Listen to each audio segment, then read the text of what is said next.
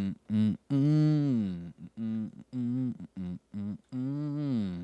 right, here we go.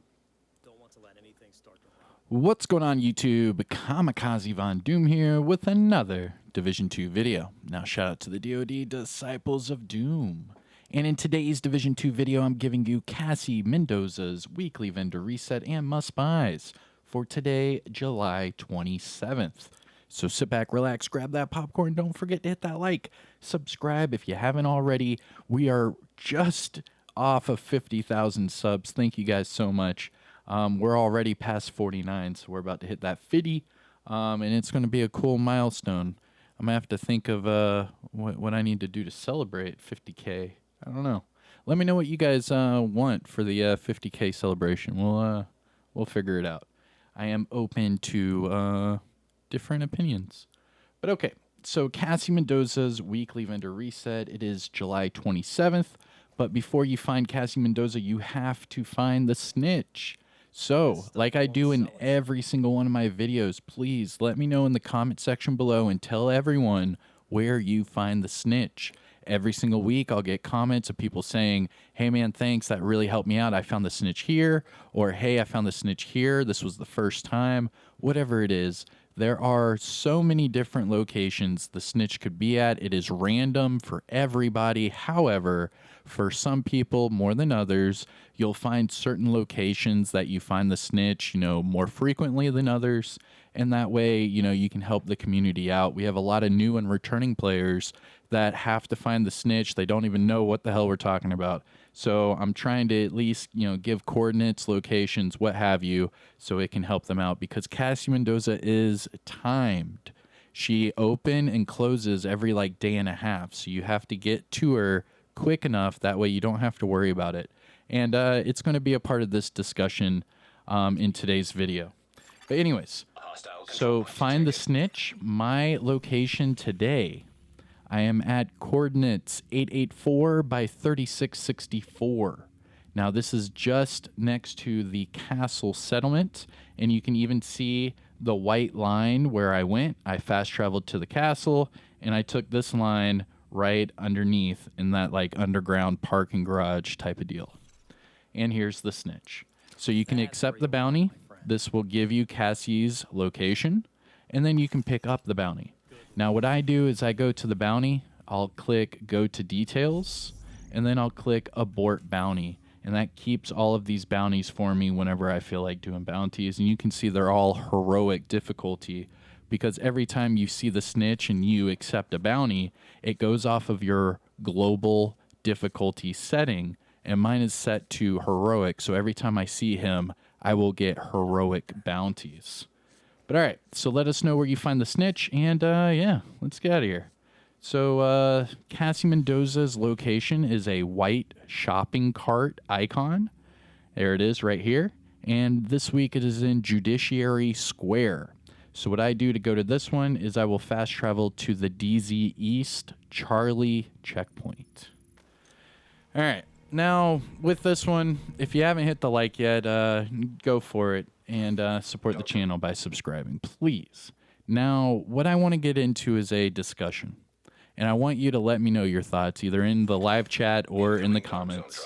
Because I'm still salty about them taking away the Thieves' Den out of the Dark Zone. That used to be the reason why I went into the Dark Zone every single day, was the Thieves' Den. It was a lot of fun. And they took that away at the start of year 2. However, they kept Cassie Mendoza. So let's talk about reasons why they probably got rid of the Thieves' Den, right? The Thieves' Den was a Dark Zone only vendor, and on top of that, it would sell named items that were PvP exclusives, whether it be, the apartment, the Hollow Man mask, Emperor's Garden E-pads, you name it.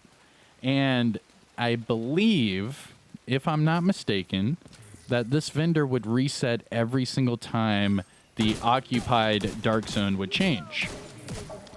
And with that being said, sometimes you could get 2 different PvP exclusive items from the Thieves' Den in the same day, because it would switch, from, say DZ East to DZ South, and then you would be able to pick up another item from the Thieves' Den. Now, this was probably hard for people to do if, they were PvE players and didn't care for the Dark Zone. But for the PvP community, it was a great way to get new pieces of gear. It kind of made you have to, replay the Dark Zone every day because that vendor would change every day, right? It was pretty cool. Now, let's talk about Cassie Mendoza. So Cassie Mendoza, she opens and closes every day. So check this out. If you look in the top left of your screen, it says the vendor closes in 16 hours and 43 minutes. Now, what is so special about Cassie Mendoza? Well, when the game first came out, they said that Cassie Mendoza was going to end up selling an exotic every week. An exotic. Now, Cassie does not sell an exotic, and this is year 4 of the game. So I'm assuming she will never sell an exotic, right? So that right there is, a disadvantage. So then the next thing is, well, if you unlock the hunter weapons, being the shield splinterer and the hunter killer chest piece, then she'll sell it every single week, which was really cool, right?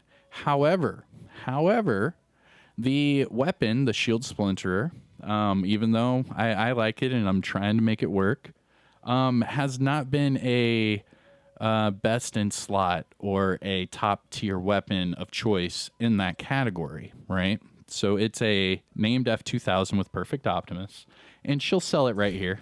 You can see right here. Now, she sells it every single week, but it's not a top tier weapon. It is a good weapon if used correctly, and it is a great weapon if you're, expertise level 20 and you can level it up. I mean, hell yeah, it'll smack at that point. However, the rest of the time, it's not, you'd rather use like a FAL or a FAMAS or, things like that, Eagle Bearer. Now, Pyromaniac, Police M4. I mean, the list goes on and on. Now, with the Shield Splinterer, it's more of like a novelty at that point. Now it's like, okay, you come to Cassie, you find the right combination, and then you're good to go, right? But then that kills the slot of her inventory forever. Like, I already have 3 shield splinterers with maxed out everything with different, attributes that I want. And then for the hunter killer chest piece, this was the one they introduced in year 2, and it was best in slot. It was the bee's knees. That Perfect Intimidate was the shit. I think every single week that I did a Cassie Mendoza video, I would say this is my favorite chess piece in the game, Perfect Intimidate, because it's the same in PvP as it is in PvE, and that shit smacks. But then with the introduction of year 4, season 9, they reworked Intimidate. So this is the new Intimidate, right? Or did they? I think they changed Intimidate right before year 4. Anyways, whatever. It doesn't matter. Intimidate is changed. So this went from best in slot to this is not even top tier anymore. This shit is like, I don't even want to look at it. You know what I mean? Because it stacks. The only way to get this to stack is you would have to figure out a way to be around enemies for several seconds at a time so that you could get the max stacks and then fight. Because what does this say? It says you gain 1 stack each second, max of 8. So you have to wait 8 seconds before you get that, potential out of your build. Like, yeah, it might hit a little hard at first, but it's never going to hit as hard with max stacks, obviously. Now in PvP, this is horrible. Let me see if I can pull up the PvP mark here. I'll buy this just to show you. Yeah, whatever. All right, so turn on PvP, right? So the same seconds. So it says gain a stack, max of 8. I don't know if you guys have been playing PvP, but an 8-second time to get max stacks, and the only way to get max stacks is you have to be you have to have bonus armor, right, the whole time. Now I know there are tricky ways of getting that bonus armor. However, you would have to keep that bonus armor on your character for at least 8 seconds and then be within, 10 meters of an enemy. Like, that's with the current time to kill in PvP. I wouldn't say that's impossible, but you'd have to be running, a tank build. You'd have to have, maybe like a stinger hive to catch them off guard.